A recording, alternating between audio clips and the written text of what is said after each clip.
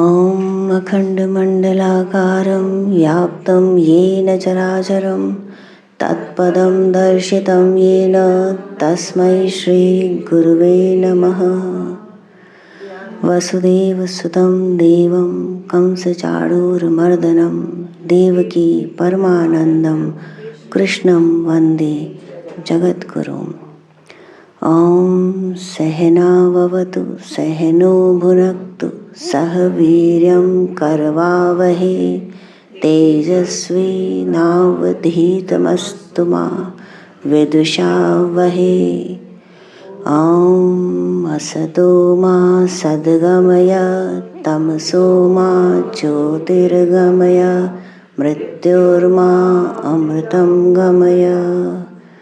ॐ पूर्णमदः पूर्णमिदं पूर्णात् पूर्णमुदच्यते पूर्णस्य पूर्णमादाय पूर्णमेवावशिष्यते। ॐ शांति शांति शांति। जय श्री कृष्ण, जय गुरुदेव। ॐ पंचदशोऽध्यायः।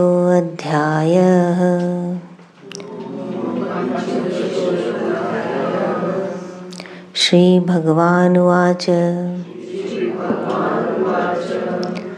ऊर्ध्वमूलमधः शाखम् अश्वत्थं प्राहुरव्ययम् छन्दांसि यस्य पर्णानि यस्तं वेद स वेदवित्। अधश्चोर्ध्वं प्रसृता तस्य शाखा गुणप्रवृद्धाः विषयप्रवालाः। अधश्च मूलान्यनुसन्ततानि कर्मानुबन्धीनि मनुष्यलोके।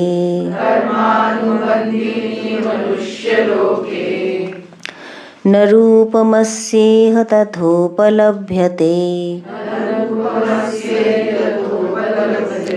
नान्तो न चादिर्न च सम्प्रतिष्ठा।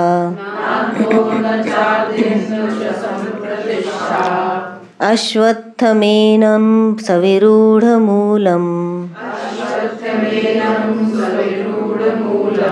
असङ्गशस्त्रेण दृढेन छित्त्वा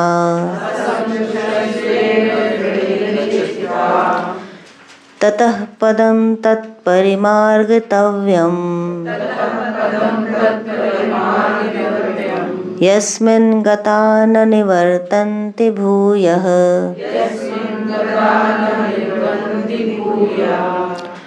तमेव चाद्यं पुरुषं प्रपद्ये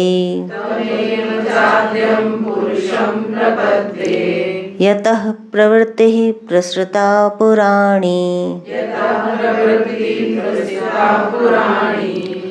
निर्मानमोहाजितसङ्गदोषा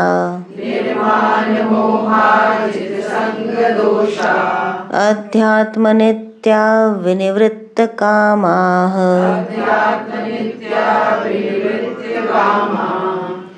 द्वन्द्वैर्विमुक्ताः सुखदुःखसंज्ञैर्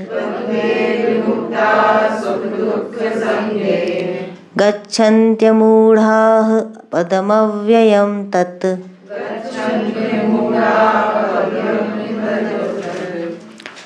न तद्भास्यते सूर्यः न शशाङ्को न पावकः यद्गत्वा न निवर्तन्ते तद्धाम परमं मम। ममेवांशो जीवलोके जीवभूतः सनातनः मनः षष्ठानि इन्द्रियाणि प्रकृतिस्थानि कर्षति शरीरं यद्वाप्नोति यच्चाप्युत्क्रामतीश्वरः गृहीत्वैतानि संयाति वायुर्गन्धानि वाशयात् श्रोत्रं चक्षुः स्पर्शनं च रसनं घ्राणमेव च अधिष्ठाय मनश्चायं विषयानुपसेवते उत्क्रामन्तं स्थितं वापि भुञ्जानं वा गुणान्वितं विमूढानानुपश्यन्ते पश्यन्ति ज्ञानचक्षुषः यतन्तो योगिनश्चैनं पश्यन्त्यात्मन्यवस्थितं यतन्तोऽप्यकृतात्मानः नैनं पश्यन्त्यचेतसः यदादित्यगतं तेजः जगद्भास्यतेऽखिलं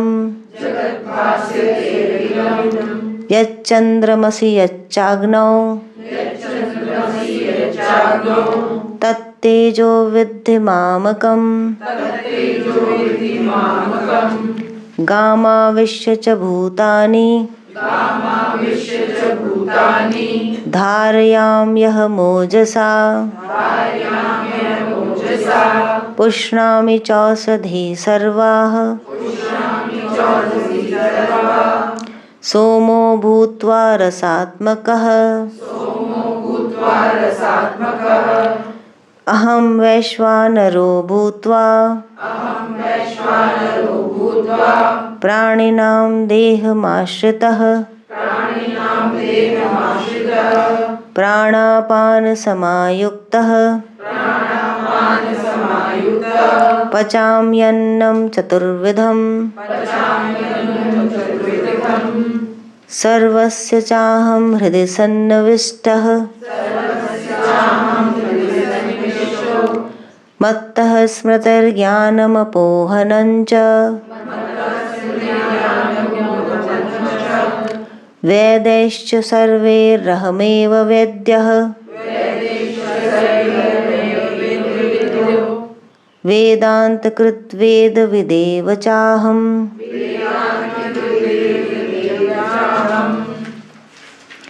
द्वाविमौ पुरुषौ लोके क्षरश्चाक्षर एव च क्षरः सर्वाणि भूतानि कूटस्थो अक्षर उच्यते उत्तमः पुरुषस्त्वन्यः परमात्मेत्युदाहृतः यो लोकत्रयमाविश्य बिभर्तव्यय ईश्वरः यस्मादक्षरमतीतोऽहम् अक्षरादपि चोत्तमः अतोऽस्मि लोके वेदे च प्रथितः पुरुषोत्तमः यो मामेवं सम्मूढः जानाति पुरुषोत्तमं स सर्वविद् भजति माम् सर्वभावेन भारत इति गुह्यतमं शास्त्रम् इदमुक्तं मया नघ एतद् बुद्ध्वा बुद्धिमान् स्यात् कृतकृत्यश्च भारत। ॐ तत्सदिति श्रीमद्भगवद्गीतासूपनिषत्सु ब्रह्मविद्यायां योगशास्त्रे श्रीकृष्णार्जुनसंवादे पुरुषोत्तमयोगो नाम पंचदशोऽध्यायः। हरि ओम तत्सत्। हरि ओम तत्सत्। हरि ओम तत्सत्। ओम जय श्री कृष्ण। जय गुरुदेव। इस अध्याय की सबसे बड़ी विशेषता है कि इस अध्याय को भगवान ने शास्त्र कहा है। स्वयं इस अध्याय को भगवान ने शास्त्र कहा है। देखिए इसका 20वां श्लोक। इति गुह्यतमं शास्त्रम इदमुक्तं मया नघ एतद् बुद्ध्वा बुद्धिमान् स्यात् कृतकृत्यश्च भारत। कि यह गुह्यतम सबसे अधिक गोपनीय अर्थात अत्यंत गूढ़ रहस्य वह क्या है? यह शास्त्र है। श्री आदि शंकराचार्य कहते हैं। तो यूँ तो संपूर्ण भगवद गीता शास्त्र है, लेकिन उसका एक अध्याय अपने आप में पूर्ण शास्त्र है, वह है पुरुषोत्तम योग। तो शास्त्र की विशेषता क्या होती है? यह माना जाता है कि जिस ग्रंथ के अंदर जीव का वर्णन है, जिसके अंदर जगत का वर्णन है, ईश्वर का वर्णन है, बंधन का वर्णन है और बंधन से छूटने वाले मोक्ष का वर्णन है, उसके साधन का वर्णन है, फिर ईश्वर और जीव के बीच संबंध की एकात्मकता, दोनों एक हैं, इसका वर्णन, ये 6 विषयों का जहाँ वर्णन आता है वह शास्त्र कहलाता है। और इस एक अध्याय के अंदर 20 श्लोक के अंदर इन सभी 6 विषयों का वर्णन है। जीव, जगत, ईश्वर, उनका संबंध, उनकी एकात्मकता, बंधन और मोक्ष और उसके साधन, इन सब का वर्णन होने के कारण यह अद्भुत अध्याय शास्त्र कहा गया। अब इसके आरंभ में भगवान बताते हैं कि संसार को एक वृक्ष के समान। तो इसका पहला ही श्लोक अद्भुत है, एनलाइटनिंग जिसको कहते हैं। ऊर्ध्वमूल अधः शाख अश्वत्थम प्राहुरव्ययम छंदांसि यस्य पर्णानि यस्तं वेद स वेदवित्। कि जिसकी ऐसा वृक्ष है, संसार वृक्ष, जिसकी शाखाएं नीचे की तरफ लहरा रही हैं, पत्ते नीचे की तरफ है, जड़ ऊपर की तरफ है। संसार को वृक्ष कहा, लेकिन अद्भुत वृक्ष है। जैसा देखने में आता है वैसा वृक्ष नहीं, ऐसा वृक्ष है जिसका मूल ऊपर है, जिसका सोर्स ऊपर है। तो सोर्स ऊपर, मूल ऊपर, इसका क्या अर्थ है कि जो हायर जितने भी थॉट्स हैं वो कहाँ मानते हैं? ऊपर। हमारा शरीर इन जनरल जब हम बात करते हैं तो क्या कहते हैं कि शरीर है तो नीचे, विचार कहाँ है? ऊपर है। भगवान कहाँ है? ऊपर है। तो वॉट एवर इज हायर, जो कुछ बढ़िया है, जो कुछ उत्तम है, वो हमको लगता है कि ऊपर है। जो कुछ निकृष्ट है वह नीचे की तरफ। तो यही बात इसमें भी है कि जो परमात्मा तत्व है वह ऊपर माना गया है, और उससे जो निकलती है, उस सनातन परमात्मा से जो विकृतियाँ, प्रवृत्ति की जो विकृति पैदा होती है प्रकृति की, वो नीचे की तरफ होती चली जाती है। तो जितनी शाखाएं हैं हमारे डिजायर्स की शाखाएं, छंदांसि यस्य पर्णानि। तो जो पत्ते हैं वो क्या छंद के समान है। छंद होता है जैसे मीटर एक होता है, पोएट्री में मीटर्स होते हैं, तो वैसे ही छंद है। सुंदर होते हैं। छंद में लिखी गई भगवत गीता, बहुत से वेद सब छंद में लिखे गए, तो छंद में लिखे होने से वो अत्यंत सुंदर हैं। लेकिन उनका कार्य क्या है कि ये जो संसार हमने बनाया है, इस संसार का भरण पोषण करते हैं। वो हमारी सभी इच्छाएं चाहनाओं के द्वारा हम इस संसार का भरण पोषण करते हैं। ऐसा संसार वृक्ष जो अश्वत्थ है, अश्वत्थ नाम दिया उसको भगवान ने, जो आज है कल नहीं रहेगा, इतना अधिक जो इम्परमानेंट है, अभी है कल नहीं है, जो कल है वो परसों नहीं है, तो परिवर्तनशील है और खत्म होने वाला है। लेकिन फिर भी उसको क्या बताया भगवान ने, अव्यय, कि जैसे नदी की धार है, नदी की धारा में क्या होता है, जो जल आप अभी देख रहे हैं, आप उस जल को स्पर्श करिए तो दोबारा स्पर्श करेंगे तो वही जल को करेंगे नहीं, जल बदल जाएगा, निरंतर परिवर्तनशील है। जो जल अभी है वो तुरंत आगे आगे फ्लो कर गया, लेकिन फिर भी नदी की धारा हमको क्या दिखती है, निरंतर। तो भगवान ने कहा कि ये निरंतर है, अव्यय है, लेकिन परिवर्तनशील है, अद्भुत रूप से अश्वत्थ वृक्ष है। तो ऊर्ध्व मूलम अधः शाखम अश्वत्थम प्राहुरव्ययम, इसको अव्यय कहा गया। फिर भी छंदांसि यस्य पर्णानि यस्तम वेद स वेदवित्, अधश्चोर्ध्वं प्रसुता तस्य शाखा गुण प्रबद्धा विषय विशाल प्रवालः, अधश्च मूलान्यनुसंततानि कर्मानुबंधीनि मनुष्य लोके, कर्म के बंधन से मनुष्य लोक में यह बांधे रहता है। न रूपमस्येह तथोपलभ्यते नान्तो न चादिर्न न च संप्रतिष्ठा, अश्वत्थमेनं सुविरूढ़मूलम असंग शस्त्रेण दृढ़ेन छित्त्वा, इसको केवल असंगता के शस्त्र से काटा जा सकता है।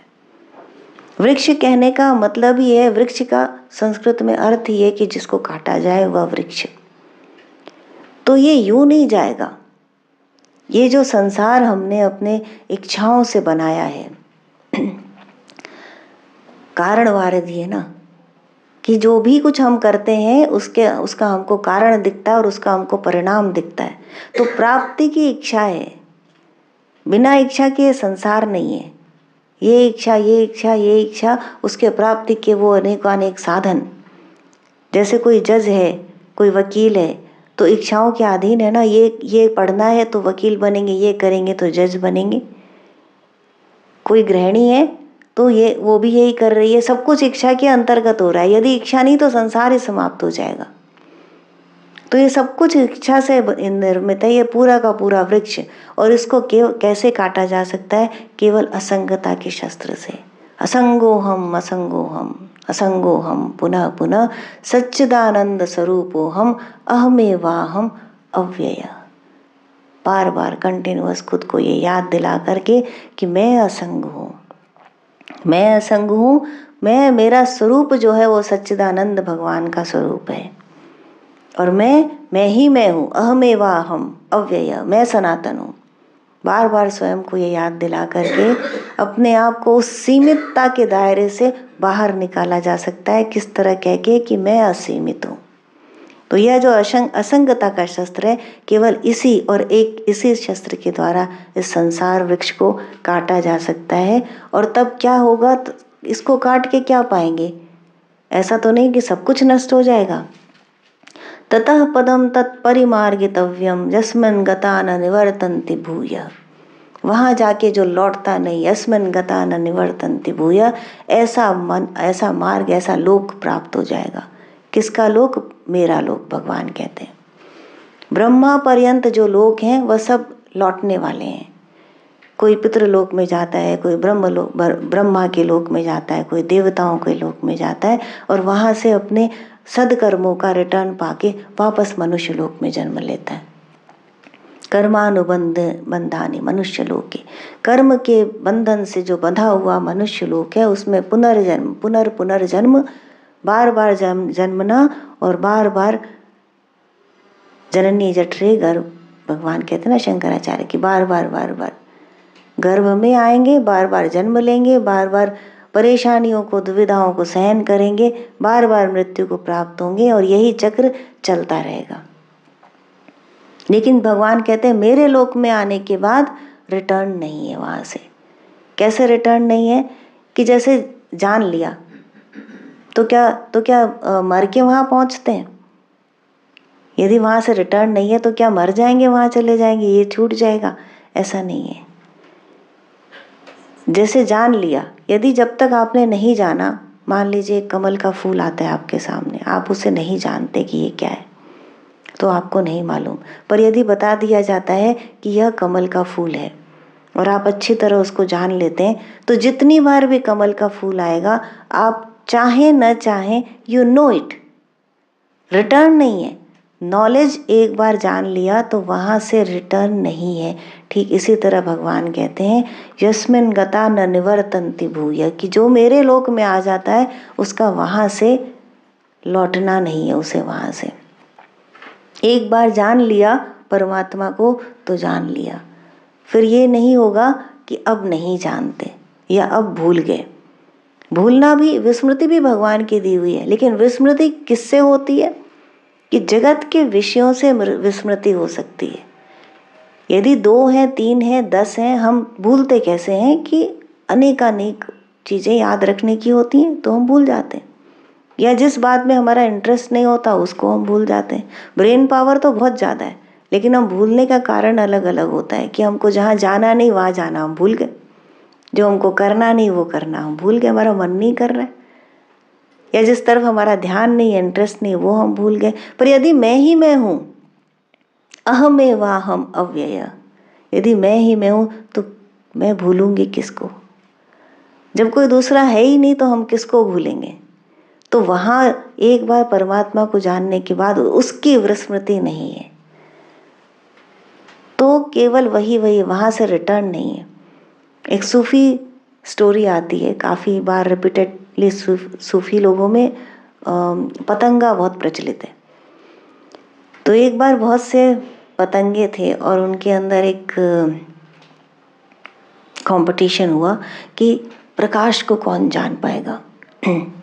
तो जो उनमें से बुद्धिमान पतंगा था उसने कहा कि जाओ सब लोग, और शहर में बहुत तरह के प्रकाश हैं, जान करके आओ, और जो आएगा उसके आधार पे मैं बताऊंगा कि कौन जीता। तुम सब में अग्रणी कौन वाकई जानता है प्रकाश को, ये मैं तब बताऊंगा। गो एक्सप्लोर। तो सब पतंगे जाते हैं प्रकाश को जानने के लिए, और किसी को कम समय लगता है, किसी को ज़्यादा समय लगता है, और धीरे धीरे सब लौटते हैं और आकर के बताते हैं किसी ने देखा लालटेन का प्रकाश, किसी ने देखा बल्ब का प्रकाश, किसी ने देखा बहुत बड़ी आग जल रही थी उसका प्रकाश। तो आ करके सबने बताया ऐसा प्रकाश, ऐसा प्रकाश। तो सब आ गए, एक आया ही नहीं वापस। तो लोगों ने कहा कि हमने उसे अग्नि की तरफ जाते देखा था, लेकिन वो आया नहीं, लौट के आया नहीं। तो जो अग्नि को छू करके आया था उसने कहा कि मैं जीता, क्योंकि मैंने प्रकाश को केवल देखा ही नहीं, मैंने उसको टच भी किया, उसको महसूस भी किया है।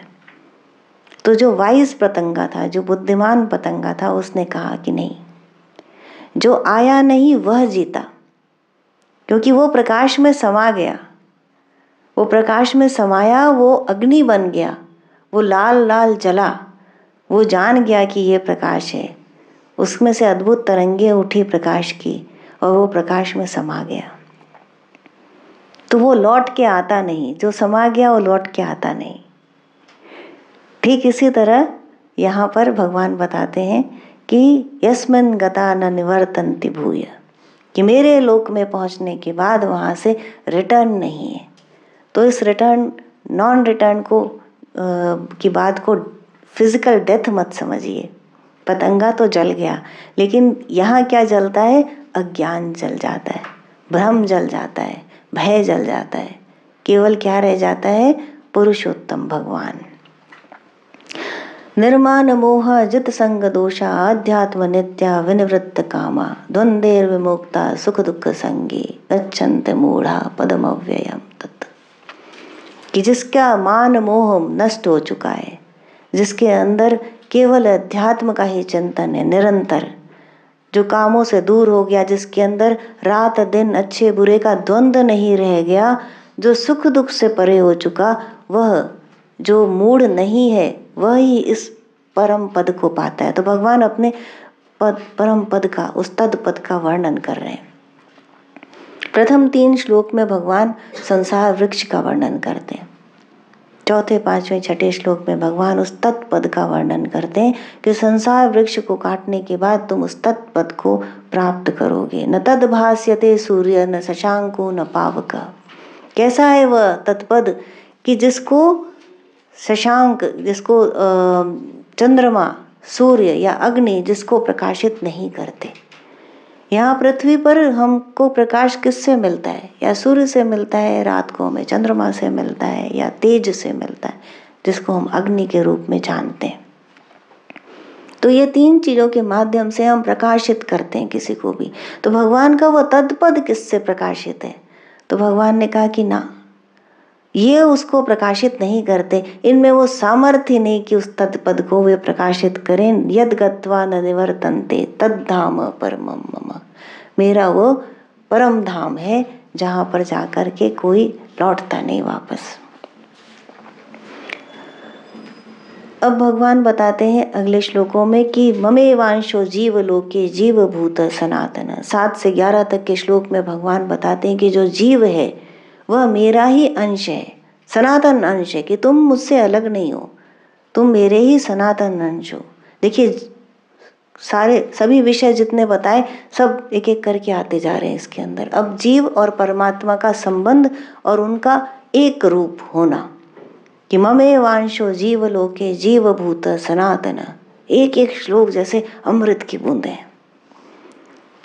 ममेवांशो जीव लोके जीव भूत सनातन जीव मन षष्ठानि इंद्रियाणि प्रकृतिस्थानि कर्षति। तुम मेरे ही अंश हो, शाश्वत अंश हो। लेकिन क्या होता है कि जब शरीरम यद वाप्नोति यच्चाप्युत्क्रामतीश्वर गृहीत्वैतानि संयाति वायुर्गंधानि वाशयत्। श्रोत्रम चक्षु स्पर्शनं च रसनं घ्राणमेव च अधिष्ठाय मनश्चायं विषयानुपसेवते। उत्क्रामन्तं स्थितं वापि भुञ्जानं वा गृणान्वितं विमूढानानुपश्यन्ति पश्यन्ति ज्ञानचक्षुषः। यतन्तो योगिनश्चैनं पश्यन्त्यात्मन्यवस्थितं यतन्तोऽप्यकृतात्मानो नयनं पश्यन्त चेतसः। क्या होता है फिर? कैसे हम जब सनातन है, भगवान के ही अंश है, तो क्या हो गया? हम तो अपने आप को कितना सीमित, कितना अलग मानते। तो आते समय, भोग करते समय और वापस जाते समय, कहाँ से कहाँ आते समय? परमात्म तत्व से जो शरीर है, इस गुहा में, इस घर के अंदर आते समय, इसके अंदर रहते समय और इसको छोड़ के जाते समय जो जीव है वो क्या करता है? इंद्रियों को अट्रैक्ट करता है। संसार वृक्ष से तुलना की थी ना, तो उसके अंदर जैसे वृक्ष के अंदर देखिए कोटर बने रहते हैं, गोल गोल कोटर बने रहते हैं जिसमें निवास होता है चिड़ियों का, पक्षियों का, खरगोश का। तो इस संसार वृक्ष पे ऐसे ही कोटर है जिसको इंद्रियां कहा है। तो मन और इंद्रियों के माध्यम इनको अट्रैक्ट करता है। जो जीवात्मा है, मन और इंद्रियों को आते समय उस कोटर के अंदर, उस पेड़ के अंदर, उस संसार रूपी वृक्ष के अंदर प्रवेश करते समय इनको अट्रैक्ट कर लेता है और इनके माध्यम से विषयों का भोग करता है। तो वो अपने आप को भूल जाता है, इनको ले आता है, आते समय शरीर के अंदर आते समय इनको ले आता है और उसके अंदर रह करके उसका भोग कर रहा होता है। और जब निकलता है तो साथ में लेके जाता है और तब दूसरे शरीर का निर्माण कर लेता है। उसके अंदर जा करके इन्हीं इंद्रियों के माध्यम से फिर विषयों का भोग करता है। तो बाहर की तरफ विषयों का भोग करता रहता है, शरीरों का भोग करता रहता है। उस संसार वृक्ष के पत्ते, उसकी टहनियाँ, जितनी शाखाएं फैली हैं, जितना अधिक फैला है उतना अधिक इसको काटने में श्रम करना पड़ेगा।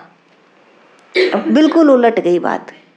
संसार के अंदर हम जितना अधिक फैलते हैं, हम अपने आप को उतना सफल मानते हैं। कितना बना लिया हमने, इतना पा लिया हमने, इतनी उपाधियां इकट्ठी कर ली, हम इतना आगे बढ़ गए, इतने लोग हमको जानते हैं, इतना धन, इतना ऐश्वर्य, ये सब कुछ हमने एकत्र कर लिया, इतने सुख भोग लिए और धर्म कर लिया। यहाँ भगवान ने पहले ही बता दिया कि धर्म और अधर्म से ऊपर की बात हो रही है यहाँ। तो हमने इतने सदकर्म कर लिए, ये भी सोने की जंजीर। हमने इतने सदकर्म कर लिए, इतना इकट्ठा कर लिया। जो सदकर्म करने निकलते हैं बहुत बड़े बड़े आश्रम बना लेते हैं। हर देश में हर जगह 80 आश्रम, 50 आश्रम। तो क्या फैल गया? अगेन है तो ये भी शाखाएं, स्वर्ण की शाखाएं होंगी पर हैं तो शाखाएं। बहुत से लोग आकर के कहते हैं हम तो वहाँ बहुत बड़े आश्रम में रहते हैं, हमारे गुरु के बहुत बड़े आश्रम हैं। कुछ जवाब नहीं देते हम लोग। क्यों? हमारे गुरु ने नहीं बनाया और हम उनके ही चरण कदमों पे चल रहे हैं। हमारे गुरु जैसे भी हैं, आपके गुरु से बहुत छोटे हैं। You be happy.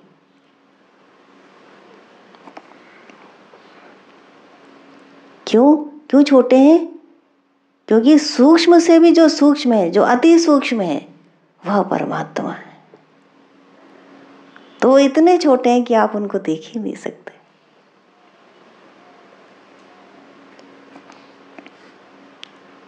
जो सूक्ष्म है वो स्थूल को, ग्रॉस को धारण करता है। जो उससे भी अधिक सूक्ष्म है वो सूक्ष्म को धारण करता है। जो अत्यंत सूक्ष्म से भी सूक्ष्म से भी सूक्ष्म, इतना सूक्ष्म कि उससे सूक्ष्म कुछ हो नहीं सकता, दैट इज ब्रह्म। तो हमारे गुरु से छोटा कोई नहीं।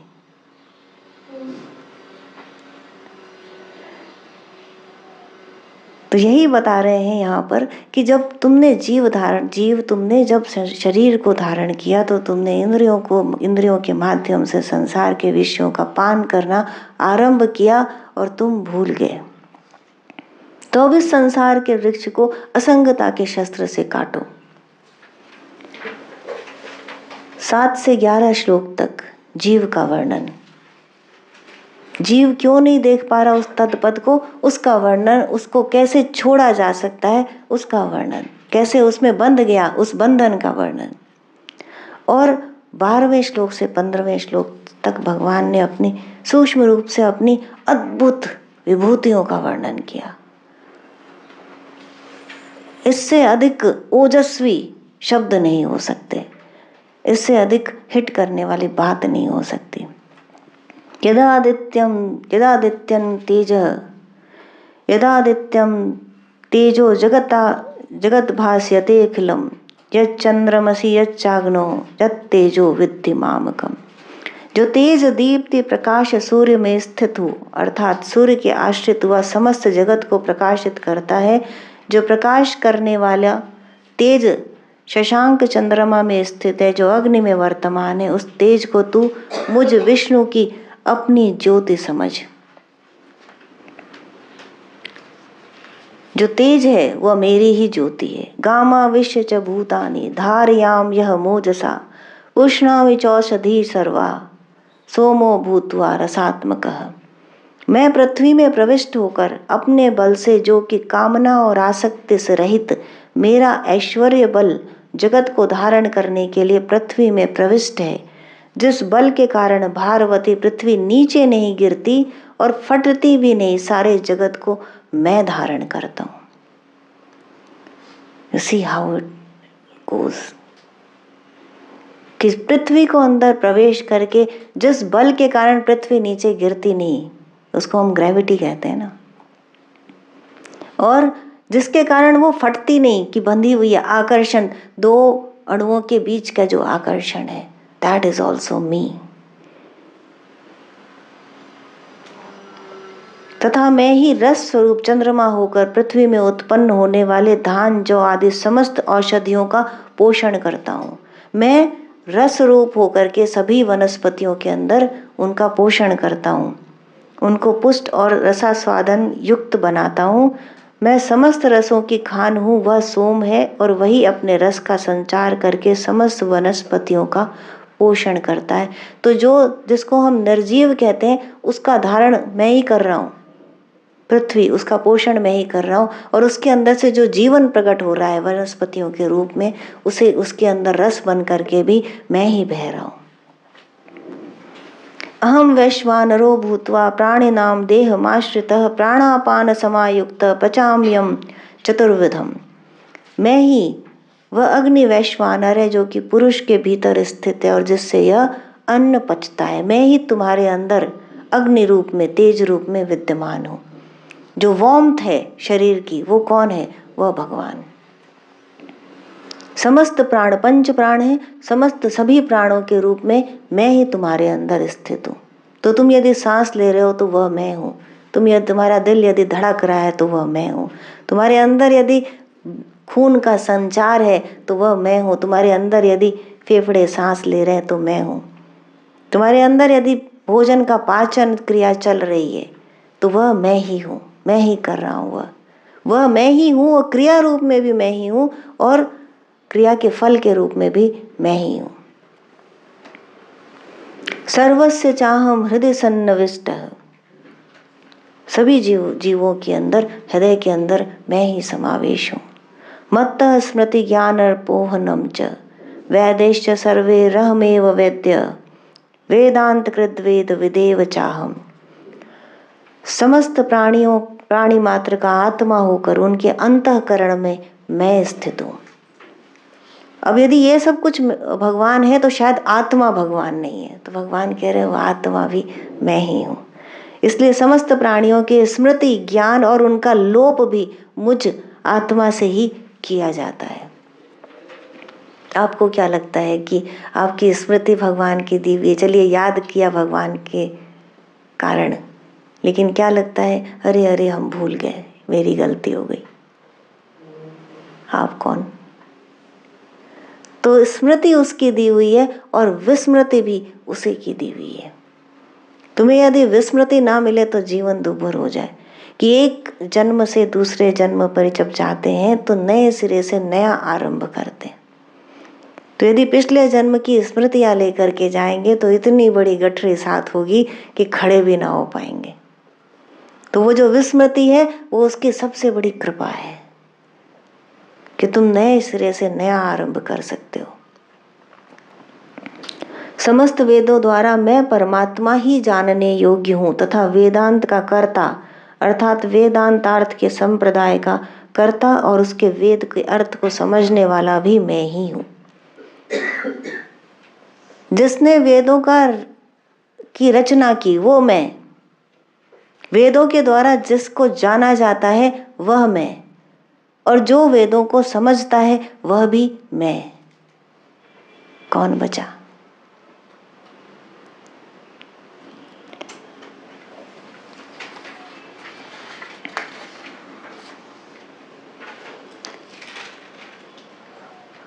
अब अगले 3 श्लोकों में भगवान क्षर और अक्षर, अभी क्या बताया? क्षर जगत को बताया।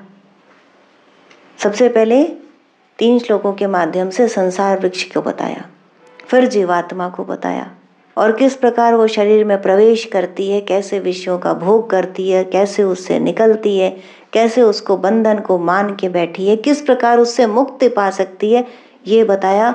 फिर अपनी विभूतियों के रूप में ब्रह्मांड को बताया कि कैसे उसको धारण करता है, उसमें विचरण करता है मैं। लेकिन अभी कुछ रह गया, सब कुछ आ गया लेकिन फिर भी कुछ रह गया। क्या रह गया? कि जब ब्रह्मांड की बात होती है तो हमारी कल्पना, हमारी सीमितता ब्रह्मांड तक होती है। सभी गैलेक्सीज जहाँ खत्म होती हैं वहाँ तक ब्रह्मांड। ये हॉल से बाहर आशा अपार्टमेंट, उससे बाहर लखनऊ, उससे बाहर उत्तर प्रदेश, उससे बाहर भारतवर्ष, उससे बाहर पृथ्वी से बाहर सोलर सिस्टम, उससे बाहर गैलेक्सी, उससे बाहर अनंत गैलेक्सी, ब्रह्मांड। भगवान कह रहे हैं कि ये जो सब कुछ है और ये जो सब कुछ इसके जो अंदर है, कि अभी शरीर से हम आरंभ हुए, अब शरीर के अंदर प्रवेश करो कि उसके अंदर जो ऊर्जा है, जो गति है, जो प्राण अपान है उसके अंदर जो आत्मा है, तो सूक्ष्म पे भी चले गए और बाहर भी चले गए, अणु में भी और परमाणु में भी और ब्रह्मांड में भी।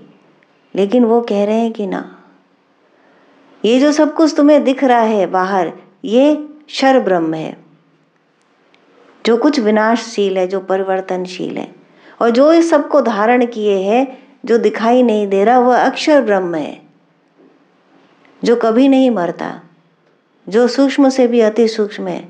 लेकिन मैं पुरुषोत्तम हूँ, क्षर और अक्षर से परे मैं पुरुषोत्तम हूँ।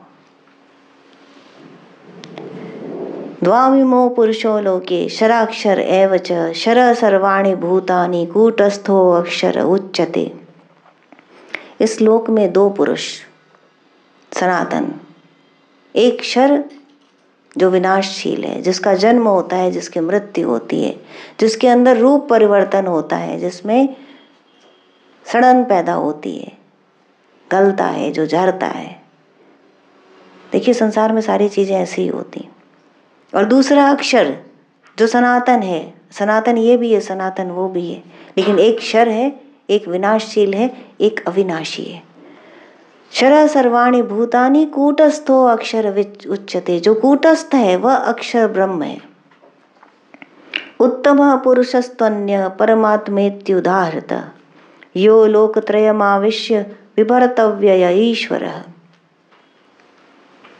यस्मात् अक्षरमतीतोऽहम् अक्षरादपि चोत्तमः, अतोऽस्मि लोके वेदे च प्रथितः पुरुषोत्तमः।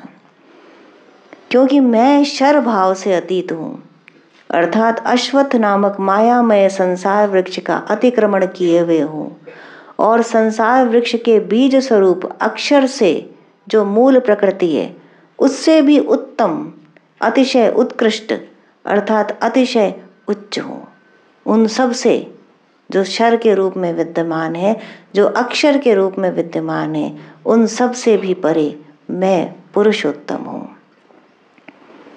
इसलिए अर्थात क्षर और अक्षर से उत्तम होने के कारण लोक और वेद में मैं पुरुषोत्तम नाम से विख्यात हूँ। भक्तजन मुझे इसी प्रकार जानते हैं, और कविजन भी काव्यादि में इसी नाम का प्रयोग करते हैं।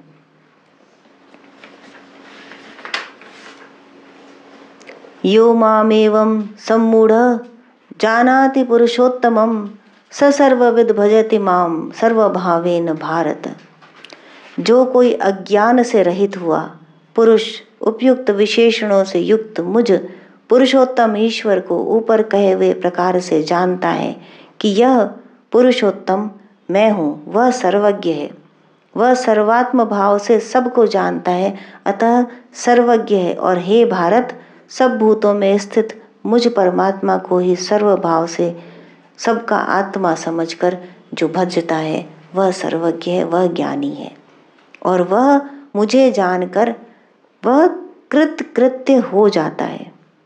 जो उसे जानता है वही वेद को जानने वाला है। समस्त वेदों के द्वारा मैं ही जानने योग्य हूँ। तो कुछ नहीं बचता जो भगवान नहीं है। तो हे निष्पाप अर्जुन, अंतिम श्लोक में भगवान बताते हैं कि ऐसा यह परम गोपनीय शास्त्र मैंने तुझसे कहा, और बिना पूछे कहा। अर्जुन का प्रश्न नहीं था, यहाँ पर भगवान ने स्वयं बताया।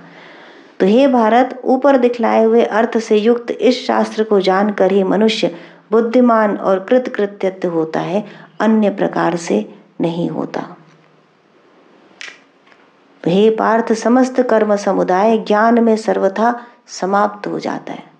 जब ज्ञान प्रकट होता है तो कर्म समुदाय समाप्त हो जाता है। जब तक कर्म है, जब तक तृष्णा है, जब तक उसकी संतोष के लिए किए गए कार्य हैं, तब तक कर्म बंधन है, तब तक मनुष्य लोक है।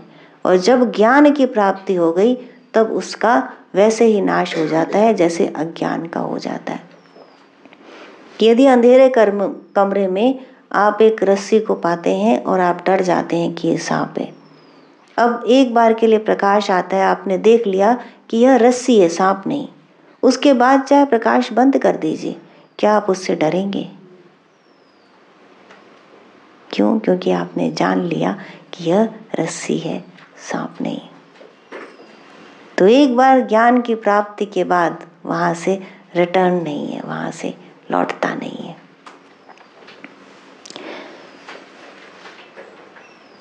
तो यही ब्राह्मण जन्म की पूर्णता को बताया। ब्राह्मण जन्म किसका?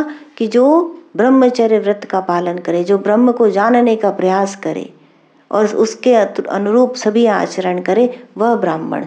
तो उसका जन्म की यही पूर्णता है, क्योंकि इसको प्राप्त करके जो द्विज है, जिसका दूसरा जन्म हो चुका, और दूसरा जन्म कब होता है? गुरु के प्राप्ति से, तो वह कृतकृत्य हो जाता है, अन्य प्रकार से नहीं। तो आदि शंकराचार्य कहते हैं, हे भारत, क्योंकि तूने मुझसे यह परमार्थ तत्व सुना, इसलिए तू कृतार्थ हो गया। इतने सुंदर अध्याय है ये, इतना सुंदर इसका वर्णन है। The highest ever teaching. Bhagavad Gita को सभी वेदों का निचोड़ कहा जाता है, कि सभी उपनिषदों में अलग अलग प्रकार के पुष्प हैं, और यदि आपको एक ऐसा फूलों का गुलदस्ता चाहिए जिसमें सबसे उत्तम फूल हो, तो क्या करेंगे? तो भगवान ने सभी उपनिषदों से अलग अलग चुनाव करके जो बेस्ट था उससे बना करके एक फूलों का गुलदस्ता बनाया, जिसका नाम है भगवद गीता। और उस गुलदस्ते के अंदर जो सबसे सुगंधित पुष्प है, जिसको पढ़ लेने से इन 20 श्लोकों के अंदर समस्त ज्ञान एकत्रित है, उसका सार है। समस्त वेदों का, समस्त उपनिषद का, पूरी भगवद गीता का सार इस 15वें अध्याय के अंदर स्थित है। जय श्री कृष्ण।